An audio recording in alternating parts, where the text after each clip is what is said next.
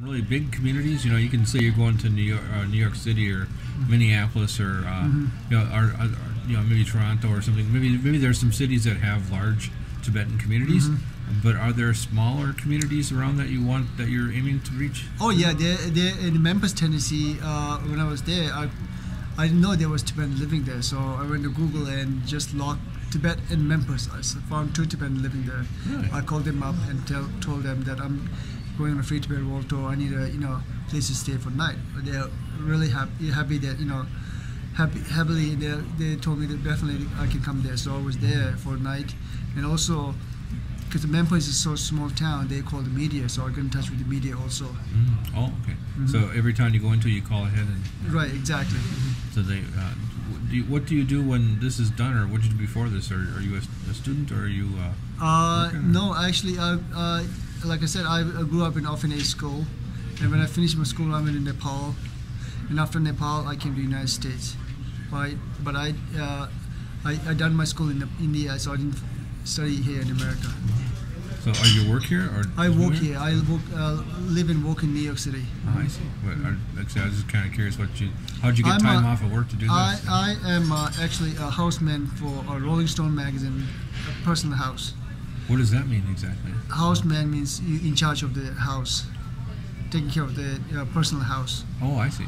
Okay. So, kind of like butler houseman. Oh, really? Yeah, I'm a kind of like butler houseman. So this is your way to get a free spirit. Exactly. You have to play a role for all that time, and now you get to be a free spirit. So I worked for them for 4 years for the Rolling Stone magazine, the owner's family, and I told them that I'm leaving the job for the cause for Tibet, and they told me that it's great, you should do something like that, and when you're done with the project, I'm welcome to start my job there. Wow, that's beautiful. Wow.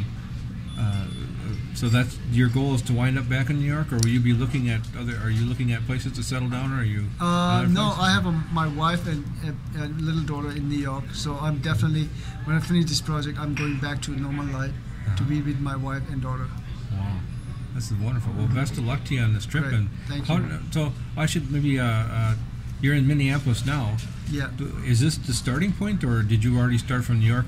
I already started from New York. I started from New York on March 10, 2010, which is Tibetan Uprising Day. So I started from New York, and then went on Philadelphia, Washington, D.C., North Carolina, Atlanta, Georgia, Memphis, Tennessee. From there, Texas, Dallas, Texas. From there, New Mexico, Colorado, Salt Lake City, Phoenix, Arizona, San Diego, come up LA, San Francisco, Portland, Oregon, Seattle, Vancouver, BC. From there, Calgary, then I came here. So wow. I have more place to go. So you've already covered most of the continent. I cover most of the, America and Canada. So I have few places to go before I go to Europe. But now you've done the full circle. You've gone east, south, west, and north, and now here. Are you going to go down the Midwest, or where are you? I'm going to go tomorrow. I'm going to go down to Wisconsin, to Madison, Wisconsin, okay. And then Chicago. Then I'm going to go back to Toronto, and from Toronto to Ottawa to Montreal, Montreal to Burlington, Burlington to Boston, Boston, Connecticut, and Connecticut to New York, and from New York I'm going to ship my bike Frankfurt. to okay. Frankfurt. Oh, wow. So you're about 3/4 the way through exactly. 2/3 the way through North America. Right. North America is actually, Canada and North America are so big. When I look at the Europe map, it's a quarter of place that I'm visiting. In Europe, it's like really small. To visiting each one country to another is like almost 4 hours. You can get another there. But in Americas, some of the places are really big. It takes me like 20 hours to cross. Like from Calgary, Canada to here, it took me 20 hours to get here. So I have to stop in the middle of somewhere to get rest for the night and start my journey. Do you always have a Tibetan home to stay at, or do you sleep in the roadside or something? So far, like I said, I found Tibetan community everywhere, but except that Montana, I didn't find anybody. But there are some Tibetan supporters there want me to come there, but it's off the road. It's not on my road, so it takes another 2-3 hours to get there. So I decided not to do that. To be lost in a mountain or something. Exactly, yeah. So as long as you've been on the road since March 10th, have you had any special experiences or interesting experiences? Oh yeah, I met a lot of Americans, and I gave a talk about Tibet. I told them what's happening in Tibet, and they're really learning a lot of things about Tibet. And I also tell them talk to their leaders, congressmen or senators or the presidents. This country is built in a people's power. People have a power to speak.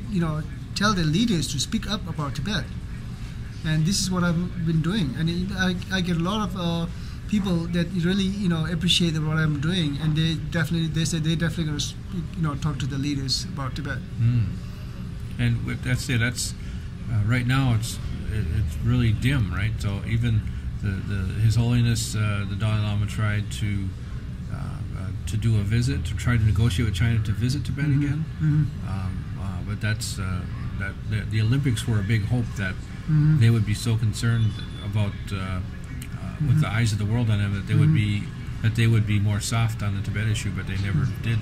So when right now there's you hear grim news from Tibet, now the earthquake too. Right. So, but I didn't know if